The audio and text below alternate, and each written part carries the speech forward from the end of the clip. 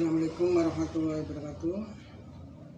Para mahasiswa sekalian, mudah-mudahan Anda semua dalam keadaan sehat walafiat dan selalu dalam lindungan Allah SWT. Semoga bisa mengikuti kuliah online hari ini, yaitu tentang studi kelayakan bisnis Islam. Jadi kita masih berkaitan dengan pemahaman pengertian. Sekarang pada pengertian, kalau kemarin sudah kita pahami tentang studi kelayakan bisnis. Nah, sekarang studi kelayakan bisnis Islam. Jadi dengan tambahan kata Islam, studi kelayakan bisnis Islam ini dimaksudkan adalah bahwa kajian kelayakan bisnis tersebut tidak sekedar menggunakan metode atau teori-teori tertentu sebagaimana digunakan dalam studi kelayakan bisnis konvensional. Tetapi juga menggunakan perspektif sudut pandang Islam. Nah, perspektif Islam ini dapat disamakan dengan perspektif syariah.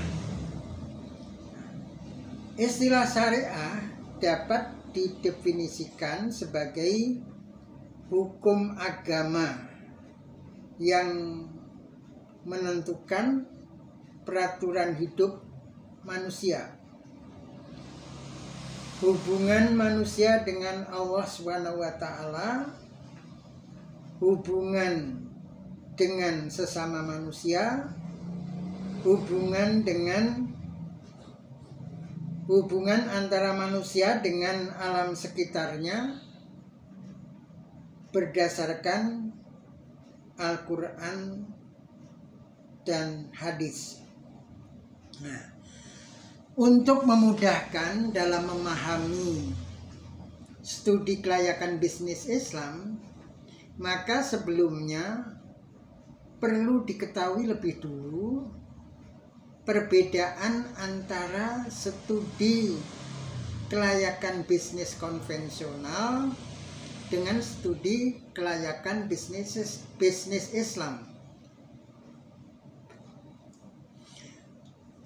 Studi kelayakan bisnis konvensional dapat didefinisikan sebagai kegiatan riset mendalam menentukan apakah suatu bisnis atau proyek layak untuk dijalankan atau dikembangkan. Nah, dengan mempertimbangkan berbagai aspek, mulai dari finansial, jadi aspek-aspek yang harus diperhatikan dalam bisnis konvensional, studi kelayakan bisnis konvensional, yaitu antara lain aspek finansial. Nah, kemarin sudah kita sebutkan apa rincian rigid finansial yang dibutuhkan dalam studi kelayakan bisnis konvensional. Kemudian pasar, teknis, hukum, termasuk dalam hukum ini perizinan hingga manajemen. Berdasarkan uraian tentang pengertian istilah di atas, maka studi kelayakan bisnis Islam dapat dipahami bahwa isi atau kandungannya adalah telaah atau kajian perihal kepatutan berkenaan tentang segala aktivitas dari berbagai institusi yang menghasilkan barang dan jasa dengan tujuan untuk memperoleh laba bagi bisnis profit oriented, atau untuk tujuan lain yakni nilai-nilai bagi bisnis non-profit oriented, atau untuk tujuan atau ditinjau menurut ditinjau menurut perspektif hukum Islam atau berdasarkan Al-Quran dan hadis. Jadi untuk tujuan yang lain yakni nilai-nilai bagi bisnis non-profit, kemudian ditinjau menurut perspektif hukum Islam atau berdasarkan syariah, yaitu berdasarkan Al-Quran dan hadis. Secara lebih rinci, studi kelayakan bisnis Islam dapat didefinisikan sebagai proses penelitian dan analisis secara sistematis untuk menilai apakah suatu usulan bisnis layak untuk dijalankan,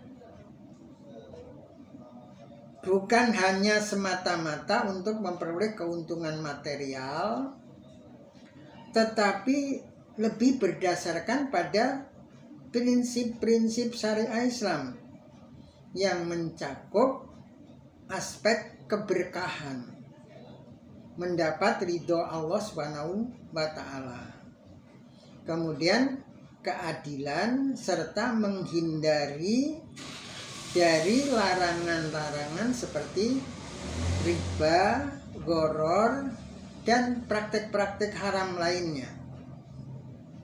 Studi ini menggabungkan analisis bisnis konvensional, yaitu pasar teknis keuangan, dengan nilai-nilai syariah seperti mengharap ridho Allah SWT demi kemaslahatan baik terhadap bisnis itu sendiri maupun untuk masyarakat, terutama lingkungan, yaitu CSR, Corporate Social Responsibility, dan kepatutan terhadap hukum, yaitu hukum Islam, fikih muamalah. Nah, jadi itu perbedaan pengertian studi kelayakan bisnis konvensional dengan studi kelayakan bisnis Islam.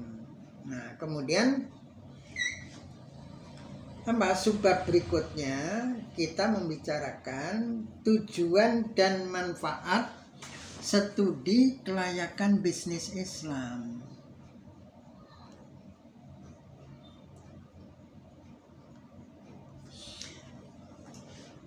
Studi kelayakan bisnis konvensional adalah suatu kegiatan mempelajari secara mendalam tentang layak atau tidaknya suatu usaha atau bisnis yang akan dijalankan.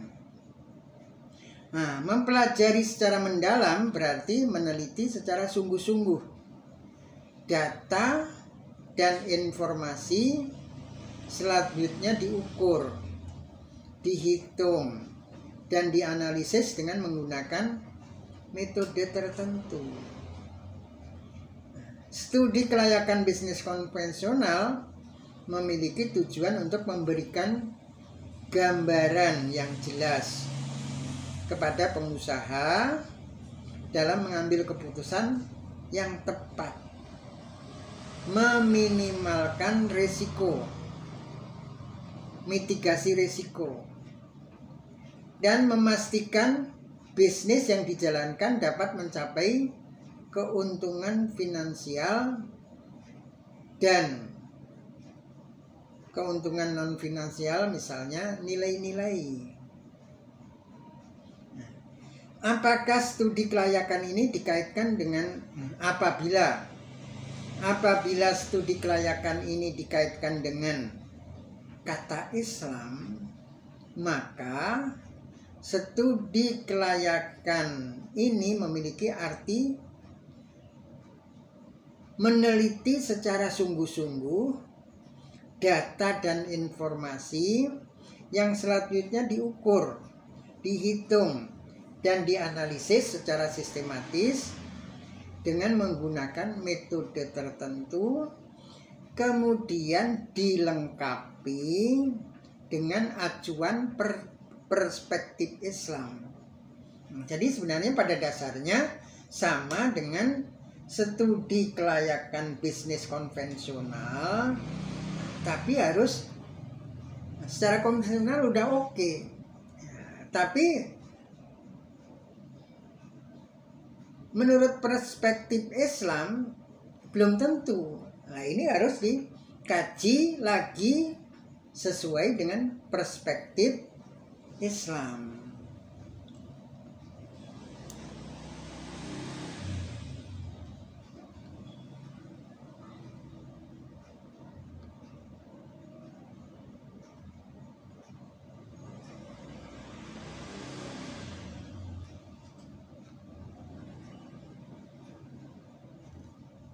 Studi kelayakan bisnis Islam menunjukkan apakah usaha yang dijalankan memberikan manfaat yang besar dibandingkan besaran biaya yang dikeluarkan, bagaimana risikonya, apakah dampaknya terhadap lingkungan masyarakat, sosial, budaya, kesehatan, dan lingkungan alam. Yang selanjutnya semua itu harus ditinjau menurut perspektif Islam. Nah, studi kelayakan bisnis merupakan suatu analisis terhadap viability, diteruskan atau tidak suatu ide. Nah, fokus dari suatu studi kelayakan adalah untuk menemukan jawaban pertanyaan penting. Should we proceed with the proposed project idea? Apakah layak kita melanjutkan ide proyek yang telah diajukan itu? Hal ini menunjukkan bahwa segala aktivitas dalam studi kelayakan bertujuan untuk membantu menjawab pertanyaan tersebut. Tujuan ini memberikan pemahaman kepada pelaku usaha untuk mengetahui lebih awal bahwa suatu ide itu tidak dapat dilaksanakan sesuai harapan. Dengan demikian dapat mencegah penggunaan uang, waktu, dan sumber daya secara sia-sia. Jangan sampai uang sudah dikeluarkan, investasi sudah dilakukan, ternyata sia-sia. Nah, nggak tahu itu IKN itu studi kelayakannya itu seperti apa. Boro-boro kelayakan berdasarkan perspektif Islam. Karena sekarang berita terakhir itu jadi sarang kupu-kupu malam.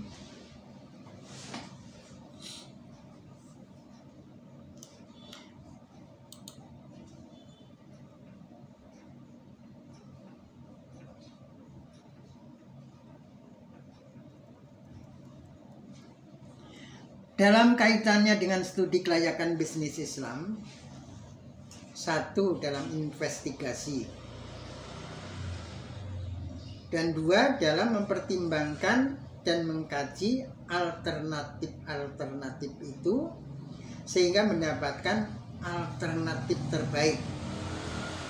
Selain menggunakan metode dan teori tertentu, semua itu tidak boleh lepas dari perspektif Islam.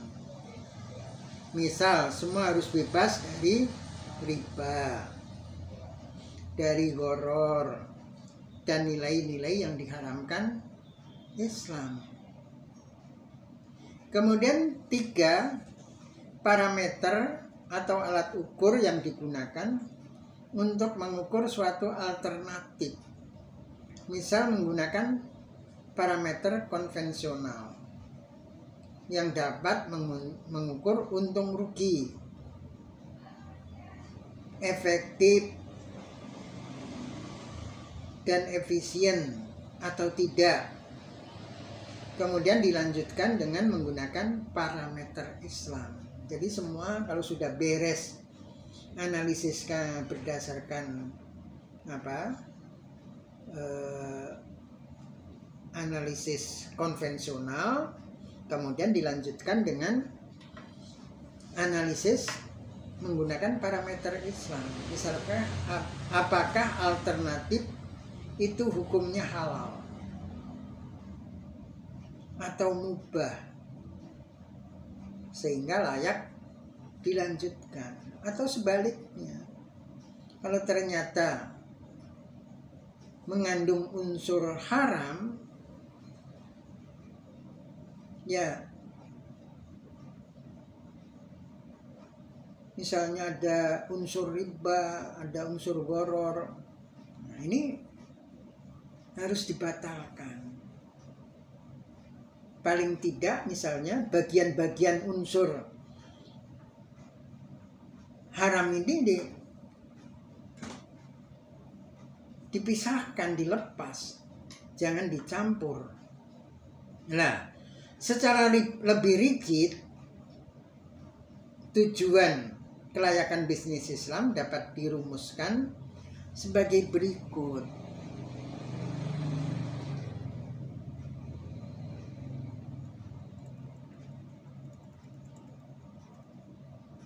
Satu, menilai kelayakan finansial dan non-finansial. Menentukan apakah suatu bisnis akan menguntungkan secara ekonomi dan memberikan manfaat sosial. Jadi jangan asal menguntungkan, ternyata manfaatnya merusak. Contoh kecil, misalnya rental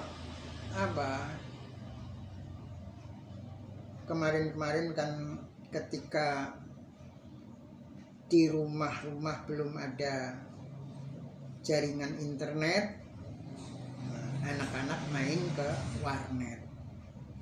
Nah, warnet itu ketika lagi tren-trennya, nah itu untungnya besar. Tapi ditinjau dari segi sosial kemasyarakatan,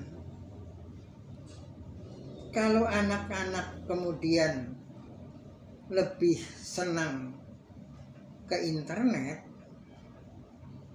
malas belajar, malas ngaji, kemudian kalau orang tuanya nggak bisa memberikan uang untuk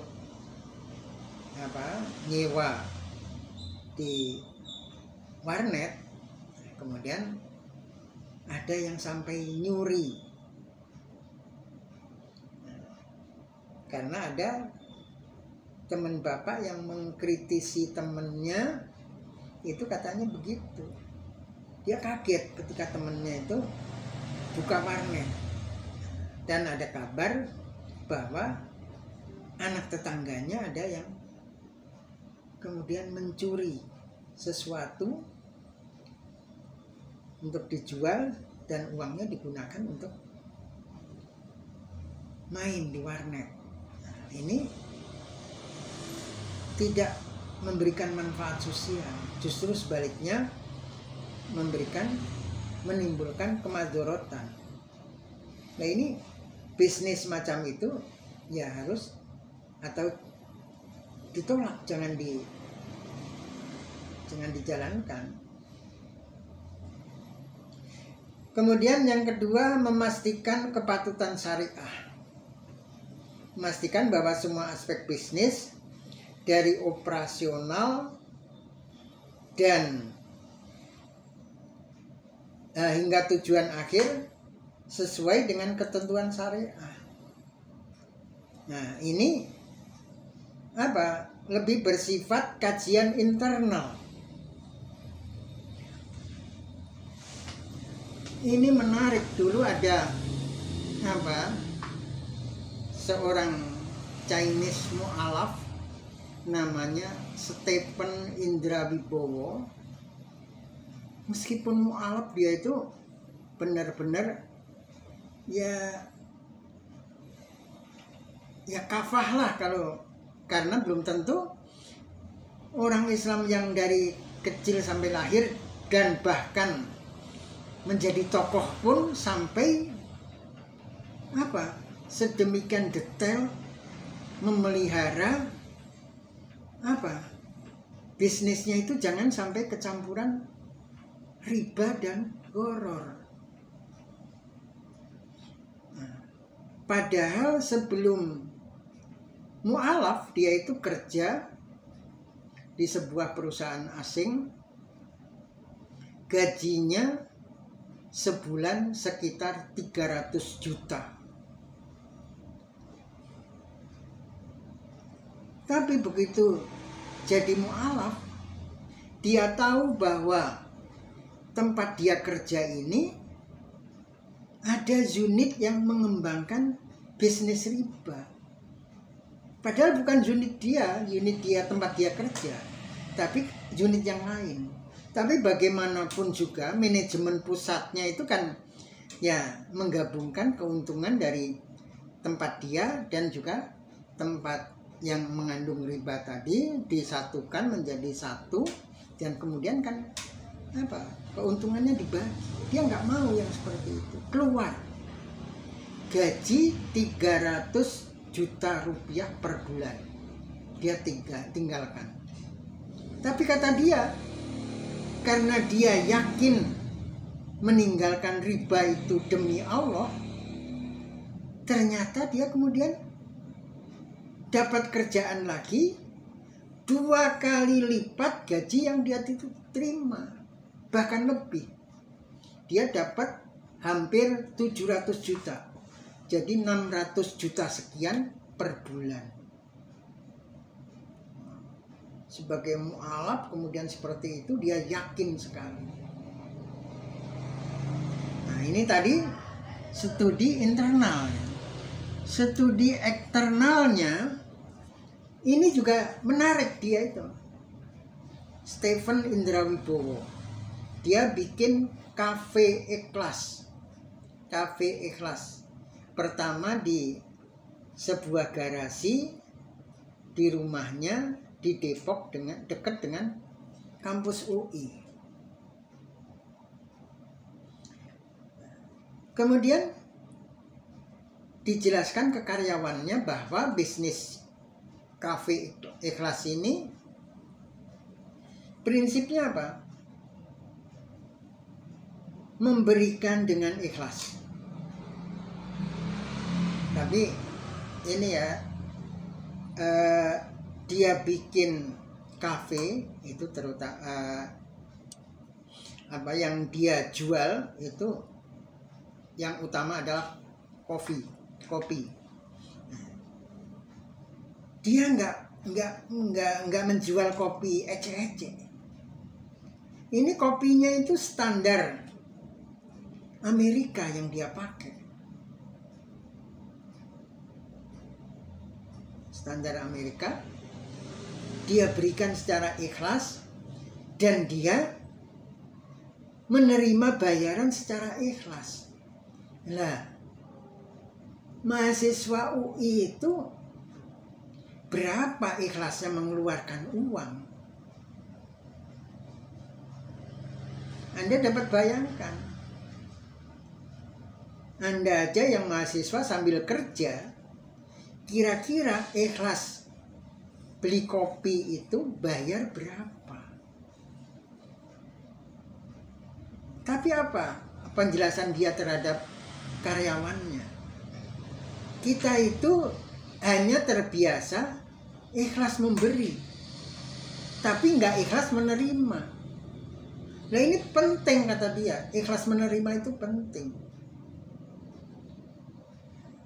Karena kalau nggak ikhlas menerima, akhirnya apa?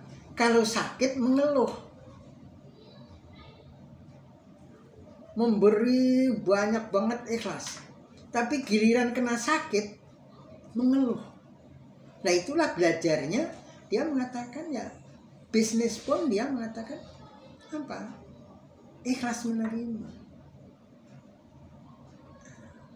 Dan itu ternyata yang dalam bayangan karyawannya, apa bisa maju bisnis kayak gini? Ternyata maju pesat. Dan ternyata yang belanja bukan anak-anak mahasiswa UI saja, tapi orang lain. Orang lain, dan bisnisnya ini ternyata kemudian berkembang di berbagai negara.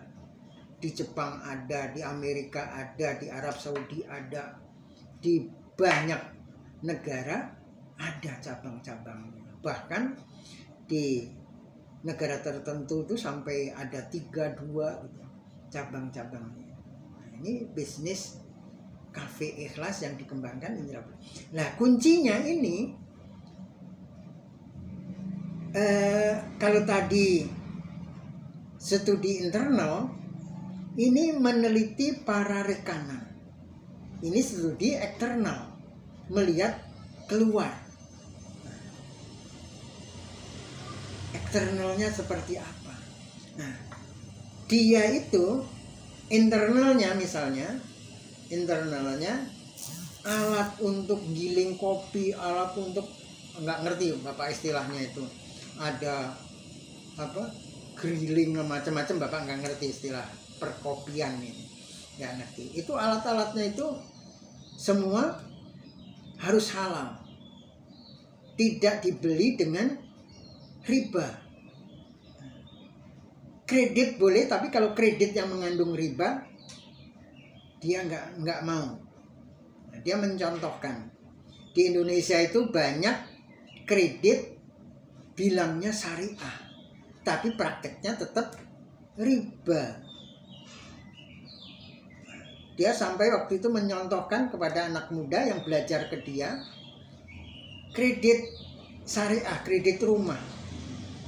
Coba Anda kredit, nanti nunggak 3 bulan, rumah Anda disita. Karena apa? Ya cuma apa, istilahnya aja, tapi hakikatnya tetap riba. Nah, jadi dia mengatakan secara internal, tempat penggilingan kopi sampai gelas-gelasnya itu semuanya halal, nggak dia beli dengan atau dengan uang riba atau secara riba. Dia menjauhkan diri dari itu. Nah ini eksternalnya, rekanannya, suppliernya, kopi diambil dari petani yang bebas riba. Dia tidak mau berhubungan dengan petani yang menanam kopinya itu dengan uang riba,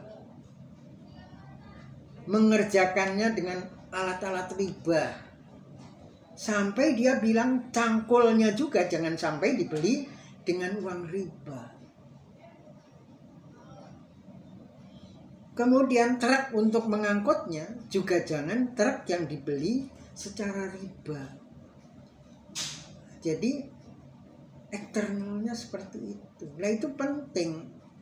Masyarakat kita jarang yang sampai sedetail dia. Padahal dia Chinese dan mu'alaf. Ini kadang-kadang masyarakat kita jadi penadah. Buka toko HP, ada copet, jual HP, dia beli dengan harga murah, ya untungnya gede. Padahal masalah nggak ada kotak, nggak ada ini bisnis di tapi nanti Bapak kasih tahu Anda jadi bisnis kayak gitu, pesen kotaknya kalau nggak ada ini. Nah, ini Indonesia itu ada bikin kotaknya, mau merek apapun ada. Jadi apa, beli HP hasil copet nggak ada kotaknya, dia beliin kotak. Jadi HP ada kotaknya, ada petunjuk menjualnya lengkap, harganya standar, untungnya berapa puluh kali lipat. Misalnya HP harga 5 juta aja, itu kalau dicopet kan, copet jual paling 500-600 tapi dia bisa mengembalikan lagi harga 5 juta, 6 juta. Ini studi eksternal. Jangan sampai jadi penadah, jangan sampai mentoleransi bisnis-bisnis yang haram sehingga orang merasa apa, nyaman dengan bisnis haramnya. Nah, ini dalam kajian ini, studi eksternalnya itu meneliti para rekanan, mitra kerja, supplier. Ada barang murah ini, supplier, tapi hasil selundupan. Nah, ini harus dikaji dalam studi kelayakan bisnis Islam.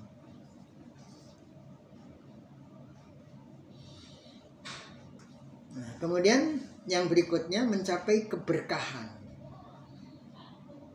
Nah, itu tadi terbukti.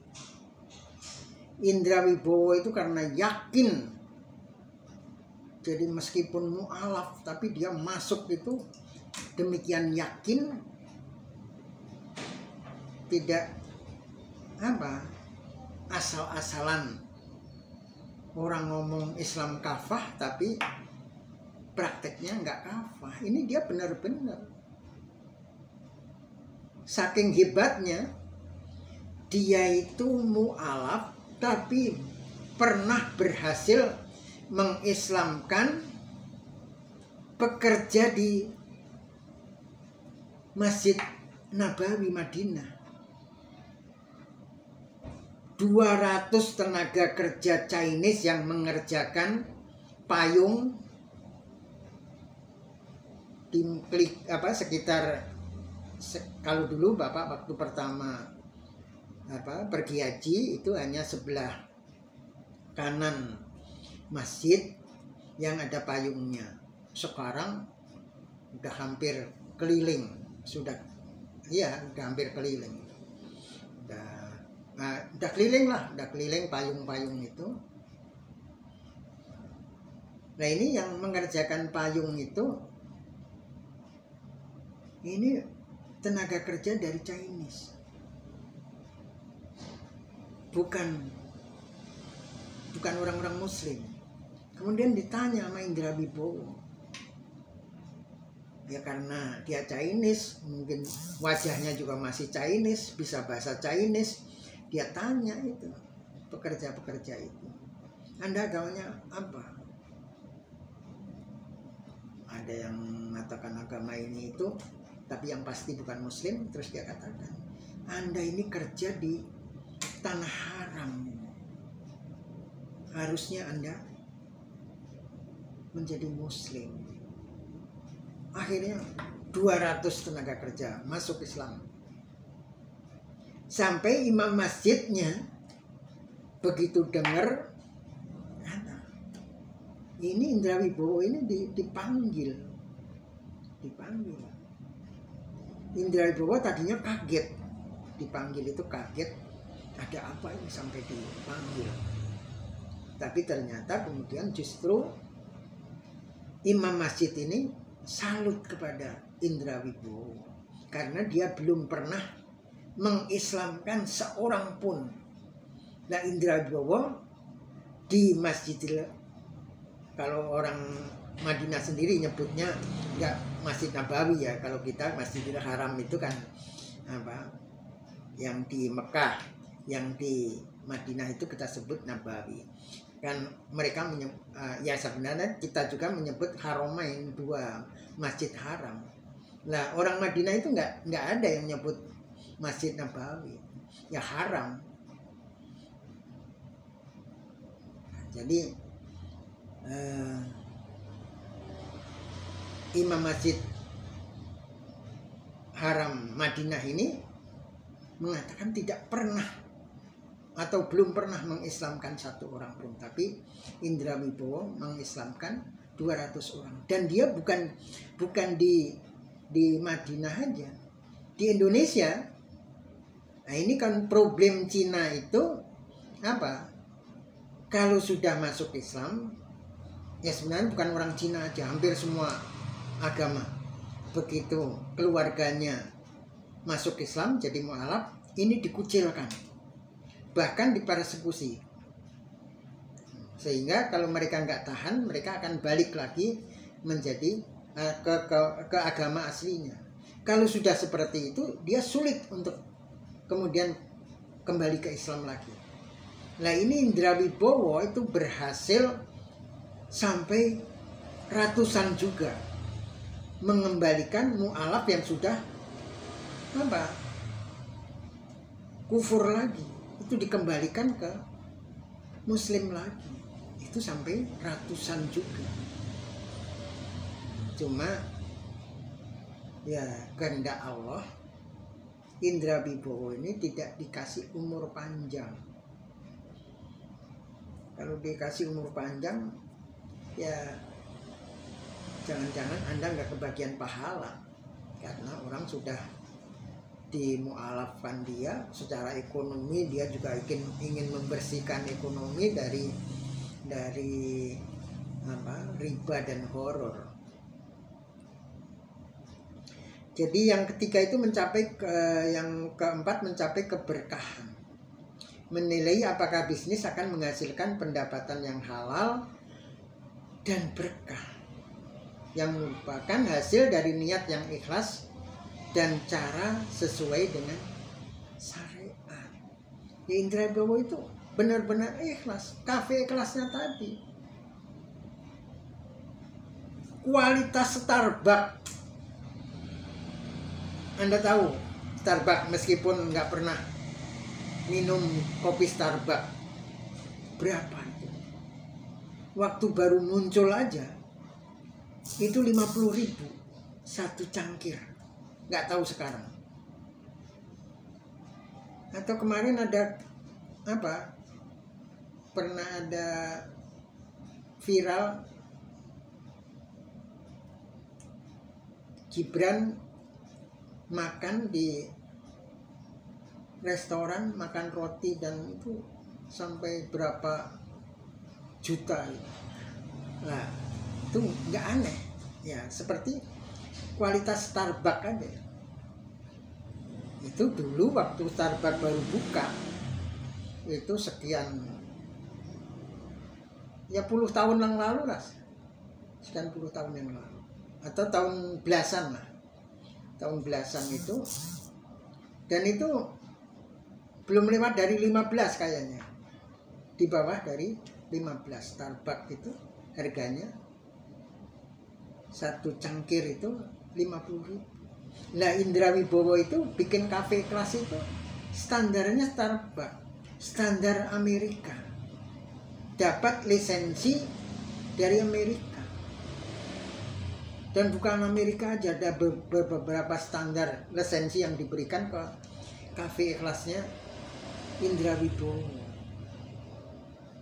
Karena apa? Dia yakin dengan apa? Karena dia ingin bisnis secara ikhlas, menggantungkannya kepada Allah. Bahkan dia ngeritik anak-anak muda yang belajar sama dia. Kamu menggantungkan cita-cita jangan setinggi langit. Langit itu nggak ada gantungannya. Gantungkan itu ke Allah. sampai segitunya. Nah, tapi ya karena dia benar-benar ikhlas, dan akhirnya kafe itu ternyata berkembang pesat. Karena standarnya ternyata yang belanja di Depok itu bukan mahasiswa UI saja. Mula-mula memang mahasiswa UI. Ya dapat Anda bayangkan, kopi standarnya misalnya 50.000 segelas. Kantong mahasiswa berapa sih? Anda aja yang mahasiswa kerja itu beli kopi maunya berapa? Kan paling 5.000 aja sudah mahal ya. Apa kopinya Agus dan Yayat di preman pensiun itu 5.000. Jadi mencapai keberkahan. Kemudian yang terakhir yaitu mencapai kemaslahatan, maqasid syariah. Jadi memastikan bisnis tidak hanya bermanfaat bagi pemilik dan investor, tetapi juga bagi masyarakat luas dan lingkungan dengan menjaga agama, jiwa, akal, harta, dan lingkungan. Nah ini lupa tadi. Begitu ada kata investor, jadi studi eksternal tadi, uang investor itu juga harus dilihat. Meskipun nanti ketika investasi ini bagi hasilnya Islami ya, tapi ini harus benar-benar Islami, harus melihat petunjuk di kitab fikih yang berkaitan dengan babul buyuk dan seterusnya. Nah, itu biasanya di situ ada aturan-aturan tentang pembagian keuntungan. Di situ ada pembagian keuntungan pertanian, itu muzaroah, kemudian bisnis-bisnis yang lain. Jadi itu studi kelayakan bisnis, step-stepnya itu menilai kelayakan atau manfaat bisnis, memastikan kepatutan syariah internal dan eksternal, yaitu eksternalnya berkaitan dengan rekanan mitra kerja, kemudian mencapai keberkahan, dan terakhir mencapai kemaslahatan. Sampai di sini. Assalamualaikum warahmatullahi wabarakatuh.